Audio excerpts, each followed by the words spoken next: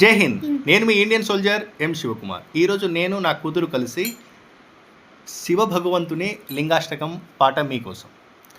బ్రహ్మమురారి సురార్చితలింగం నిర్మల భాషిత శోభితలింగం జన్మజ దుఃఖ వినాశకలింగం ప్రణమామి సదా శివలింగం దేవముని ప్రవరార్చితలింగం కామదహన కరుణాచరలింగం రావణదర్ప వినాశరలింగం తర్పణమామి సదా శివలింగం.